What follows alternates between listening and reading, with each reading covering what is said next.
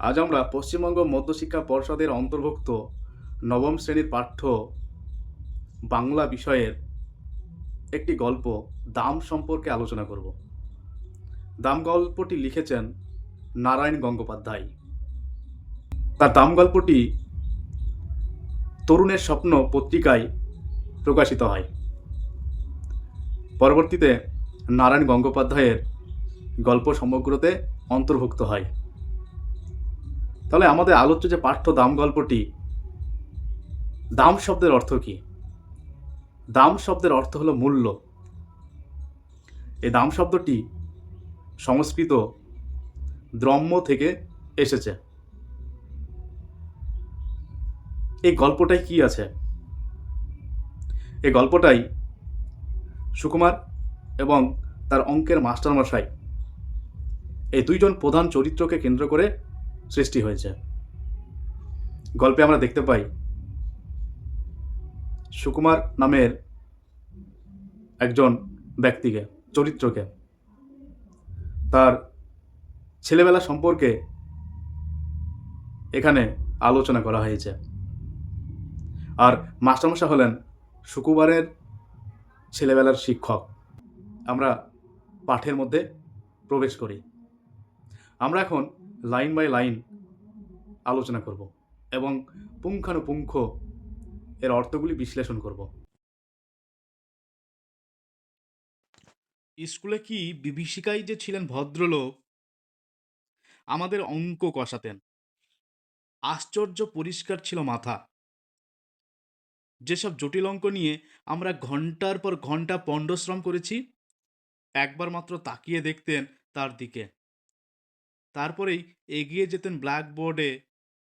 খসখস করে ঝড়ের গতিতে এগিয়ে চলত খড়ি। হঠাৎ খড়ি ভেঙে গেলে বিরক্ত হয়ে টুকরো দুটো আমাদের দিকে ছুড়ে দিয়ে তৎক্ষণাৎ আর একটা তুলে নিতেন। একটু পরেই আমরা রোমাঞ্চিত হয়ে দেখতুম ছবির মতো অঙ্কটা সাজিয়ে দিয়েছেন। তাহলে এখানে যে একটা শব্দ পেলাম বিভীষিকা, এই বিভীষিকা শব্দের অর্থ হলো ভয়ঙ্কর ব্যাপার। তাহলে স্কুলে কে ভয়ঙ্কর ছিলেন?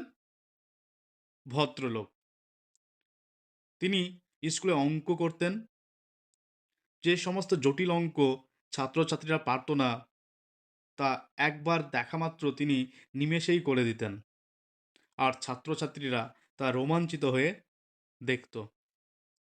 পৃথিবীতে যত অঙ্ক ছিল সব যেন ওর মুখস্থ।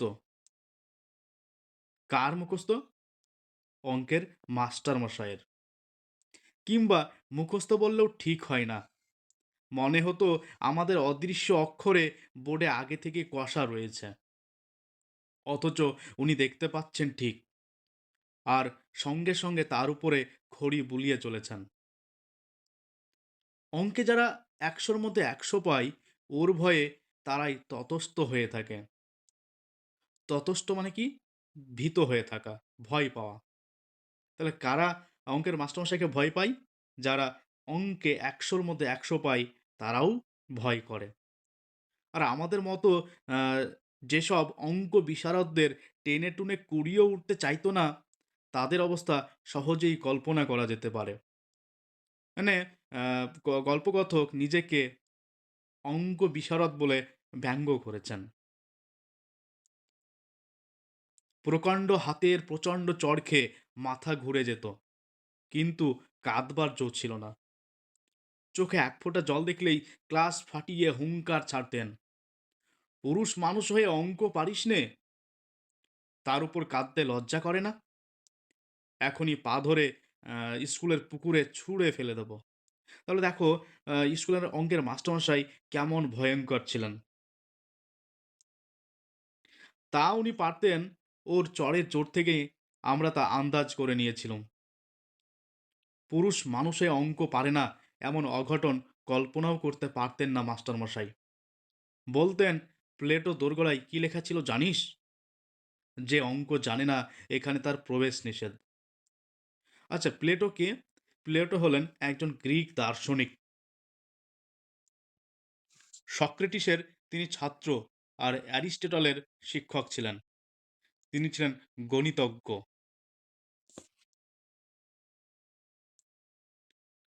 তার তার প্রবেশপথে কি লেখা থাকতো?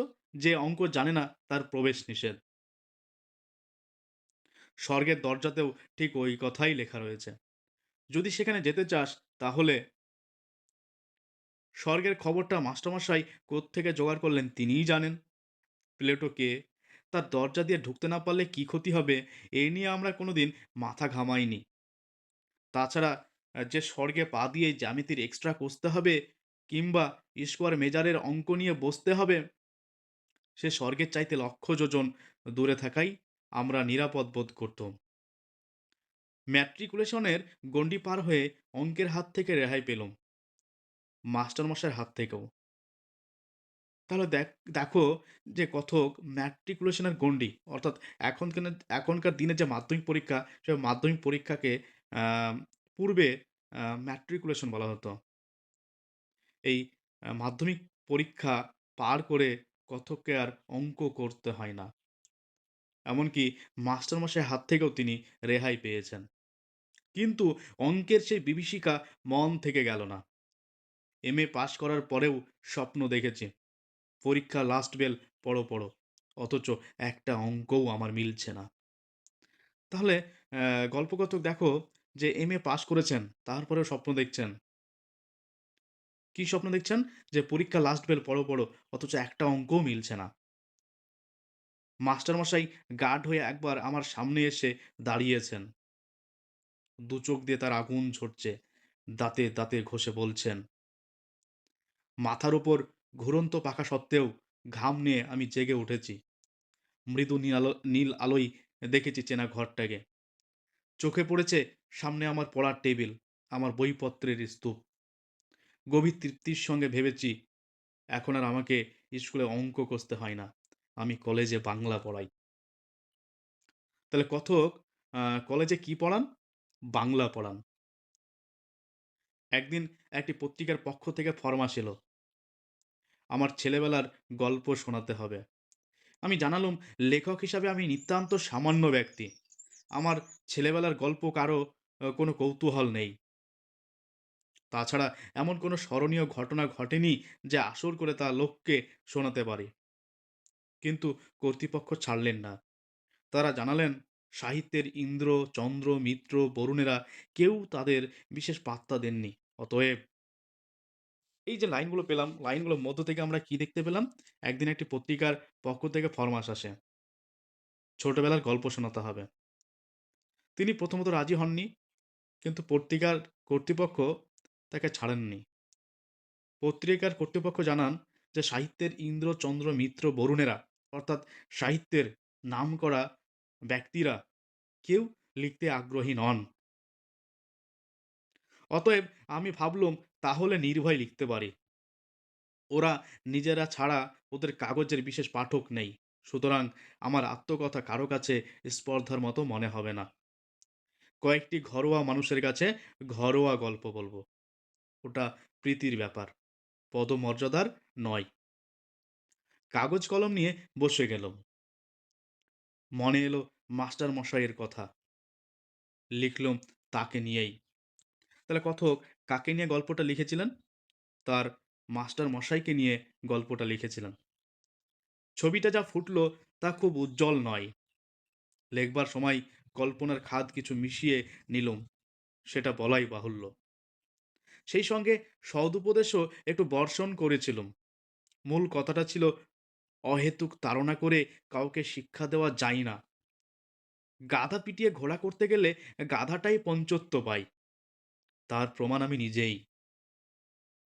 মাস্টারমশাই আমাকে এত প্রহার করেও অঙ্ক শেখাতে পারেননি, বরং যা শিখেছিলুম তাও ভুলেছি।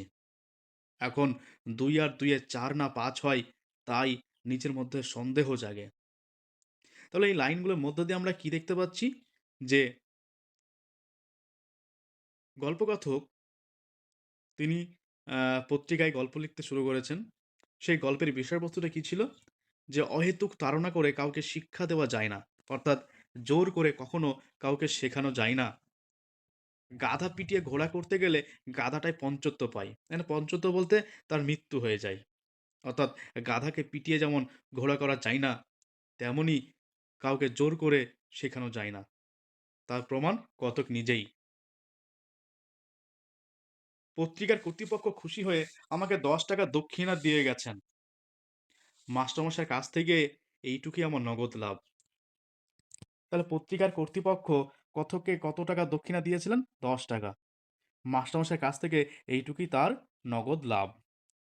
তারপরে আরো অনেক দিন পার হয়ে গেল। সেই লেখার কথা ভুলে গেলুম। ভুলে গেল মাস্টারমশাইকেও। বয়স বেড়েছে। বিনিদ্র রাত্রি যাপনের মতো অনেক সমস্যা এসে দেখা দিয়েছে জীবনে। বর্তমানে দাবিটা এত বেশি জোরালো যে স্মৃতির দিকে তাকাবার অবসর পর্যন্ত নেই। মেলে না। দেখো তারপরে কি আছে। এমনই সময় বাংলাদেশের এক প্রান্তের একটি কলেজ থেকে ডাক এলো। কোথা থেকে? এই বাংলাদেশের একেবারে প্রান্তের কলেজ থেকে। ওদের বার্ষিক উৎসব। অতএব আতিথ্য নিতে যেতে হবে ওখানে। আতিথ্য বলতে কি? আতিথ্য বলতে আতিথেয়তা। মানে অতিথি হিসাবে সেখানে যেতে হবে।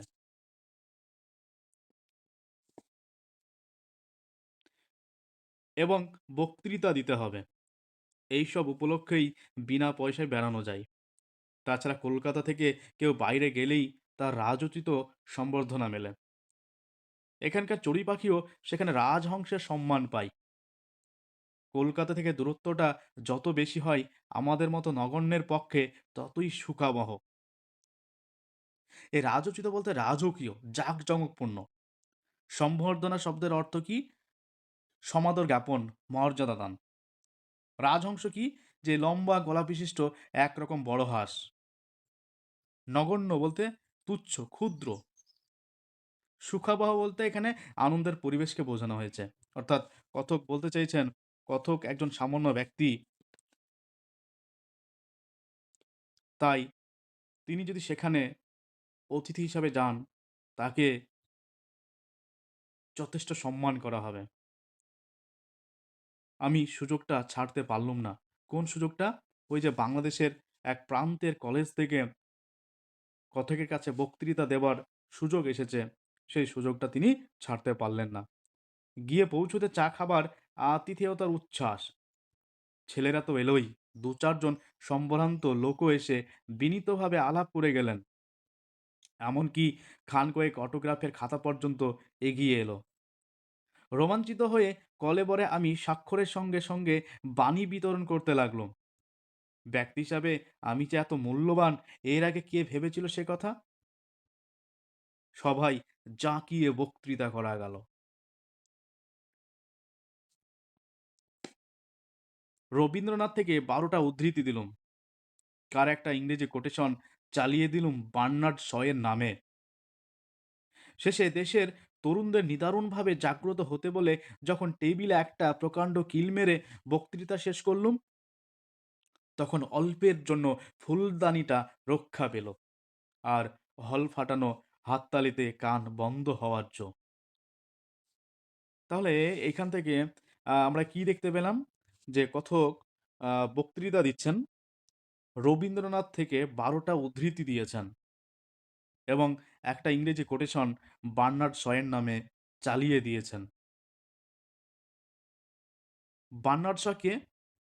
বার্নার্ড শ হলেন প্রখ্যাত আইরিশ নাট্যকার।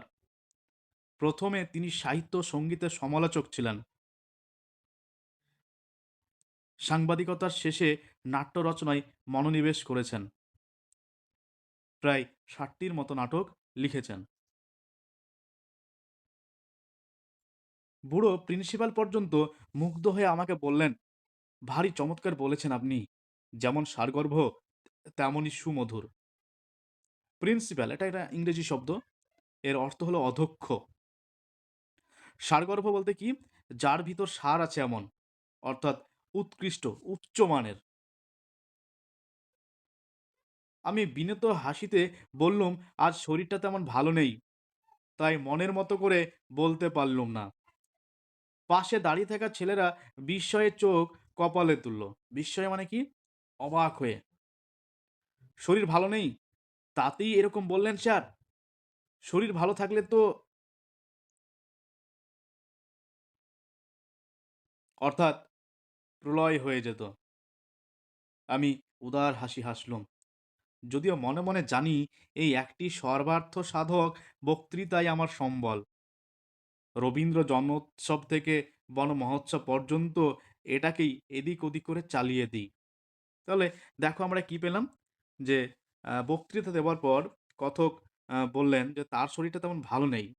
তাই মনের মতো করে বলতে পারেননি।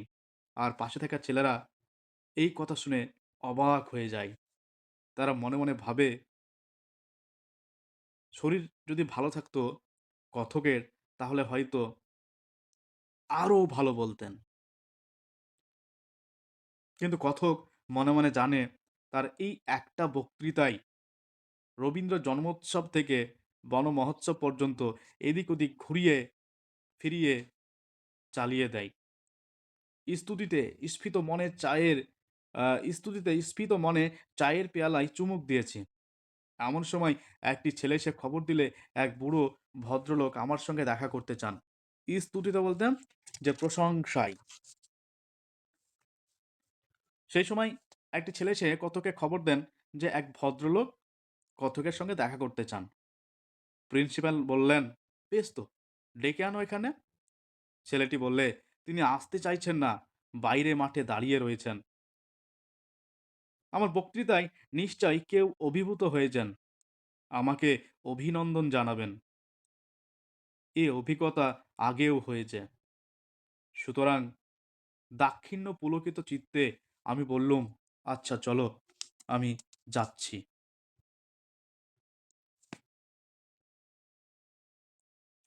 হলের বাইরে ছোট একটা মাঠ তরল অন্ধকারে ঢাকা। অত আলো থেকে বেরিয়ে এসে প্রথমে ভালো করে কিছু দেখতে পেলুম না। তারপর চোখে পড়ল মানুষটিকে। কুঁজো লম্বা চেহারা, মাথার সাদা চুলগুলি চিকমিক করছে। তাহলে কথকের সঙ্গে যে লোকটি দেখা করতে এসছেন, সেই লোকটির চেহারা কেমন? কুঁজো লম্বা চেহারা, মাথার সাদা চুলগুলি চিকমিক করা। ডাকলেন, সুকুমার। আমি চমকে উঠলুম।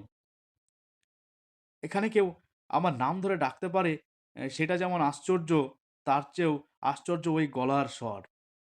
আমার মনটাকে অদ্ভুতভাবে দুলিয়ে দিল।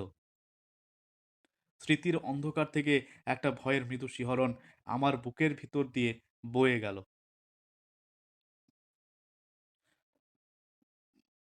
আমাকে চিনতে পারছো না সুকুমার? আমি চিনেছি। ভয় পাওয়ার অর্থটা বুঝতেও আর বাকি নেই। কত কিন্তু এবার বুঝতে পেরে গেছে তাকে কে ডাকছে। ওই ডাক শুনে ছেলেবেলায় বহুদিন আমার গায়ের রক্ত হিম হয়ে এসেছে। জানি এখনই একটা ভয়ঙ্কর চড় আমার পিঠের উপর নেমে আসবে। সেই ভয়টার কঙ্কাল লুকিয়েছিল মনের চোরা কুঠুরিতে। ওই স্বর বিদ্যুতের আলোর মতো তাকে উদ্ভাসিত করে তুলেছে। আমার মাথা তখনই ওর পায়ে নেমে এলো। মাস্টারমশাই আপনি? তাহলে আমরা দেখতে পেলাম ওই ব্যক্তিটা আসলে কথকের সেই ছেলেবেলার মাস্টারমশাই। মাস্টারমশাই বললেন, বেঁচে থাকো বাবা, যশস্বী হও।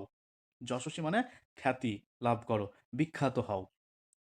রিটায়ার করার পর এখানে এসেই মাথা গুঁজেছি। রিটায়ার বলতে কি, যে একজন সরকারি চাকুরিজীবীর ৬০ বছর বয়স হয়ে গেলে তাকে সেখান থেকে বরখাস্ত আ দিতে হয়। সেটাই হলো রিটায়ার। বাড়ি থেকে বেরোই না, আজ তুমি বক্তৃতা করবে শুনে ছুটে এসেছি। খুব ভালো বলেছ সুকুমার, খুব খুশি হয়েছি। কিন্তু আমি খুশি হতে পারলুম না। বিজ্ঞানের ছাত্র ছিলেন মাস্টারমশাই। বুদ্ধিতে ছুরির ফলার মতো ঝকঝক করত চোখ। তাহলে মাস্টারমশাই কিসের ছাত্র ছিলেন? বিজ্ঞানের ছাত্র ছিলেন। তার বুদ্ধি ছিল ছুরির মতো তীক্ষ্ণ। আজ আমার বক্তৃতার ফাঁপা ফানুস দিয়ে যদি ওকে ভোলাতে পেরে থাকি, তাহলে সেটা আমার কৃতিতে নয়, ওর মনেরও বয়স বেড়েছে বলে। তাই কথকের গল্প শুনে যে তার মাস্টারমশাই ভুলে গিয়েছেন বা আ কথককে প্রশংসায় পঞ্চমুখ করেছেন, সেটা কথকের কৃতিত্ব নয়। আসলে তার মাস্টারমশাইয়ের মনেরও বয়স বেড়েছে বলে। অপরাধীদের মতো চাইলুম, না স্যার, আপনার সামনে। মাস্টারমশাই আমাকে বলতে দিলেন না। তোমরাই তো আমাদের গর্ব, আমাদের পরিচয়। কিছুই দিতে পারিনি। খালি শাসন করেছি, পীড়ন করেছি। বলতে বলতে জামার পকেট থেকে বের করলেন শতচ্ছিন্ন এক জীর্ণ পত্রিকা। একদিন আমার ছেলে এইটে এনে আমাকে দেখালে। তাহলে মাস্টারমশাই তার পকেট থেকে কি বের করলেন? একটা শতচ্ছিন্ন, একটা জীর্ণ পত্রিকা। এই পত্রিকা এই পত্রিকাটি মাস্টারমশাইকে কে এনে দিয়েছিলেন? তার ছেলে। পড়ে আনন্দে আমার চোখে জল এলো। কতকাল হয়ে গেল, তবু সুকুমার আমাকে মনে রেখেছে, আমাকে নিয়ে গল্প লিখেছে। সকলকে এই লেখা আমি দেখাই। বলি, দেখো, আমার ছাত্র আমাকে অমর করে দিয়েছে। মুহূর্তে আমার জিভ শুকিয়ে গেল লজ্জায়, আত্মগ্লানিতে। আমার মাটিতে মিশে যেতে ইচ্ছে করলো। একটা কিছু বলতে চেষ্টা করলাম, কিন্তু মুখে কথা ফুটল না। এই যে মাস্টারমশাই এখানে বললেন যে আমার ছাত্র আমাকে অমর করে দিয়েছে, অর্থাৎ সুকুমার মাস্টারমশাইকে অমর করে দিয়েছে। কিভাবে অমর করেছে? সুকুমার একসময় মাস্টারমশাইয়ের কাছে পড়তেন। তিনি যেভাবে ছাত্রছাত্রীদের শাসন করতেন তা একটি পত্রিকায় লিখেছিলেন, যে মাস্টারমশাইয়ের পড়ানোর সমালোচনা করেছিলেন, এবং সেই পত্রিকাটা তার মাস্টারমশাই সঙ্গে করে রেখে দিয়েছেন। তার মনে হয়েছে যে সুকুমার তাকে এখনো মনে রেখেছে। তাই তার মনে হয়েছে সে সুকুমার তাকে অমর করে দিয়েছে। মুহূর্তে আমার জিভ শুকিয়ে গেল। লজ্জায়, আত্মগ্লানিতে আমার মাটিতে মিশে যেতে ইচ্ছে করল। একটা কিছু বলতে চেষ্টা করলাম, কিন্তু মুখ ফুটে কথা ফুটল না। কিন্তু মুখে কথা ফুটল না। মাস্টারমশাইয়ের গলা ধরে এসেছিল। একটু চুপ করে থেকে বললেন, কি যে আমার আনন্দ হয়েছে সুকুমার, কি বলবো। তোমার এই লেখাটা সবসময় আমার সঙ্গে সঙ্গে থাকে।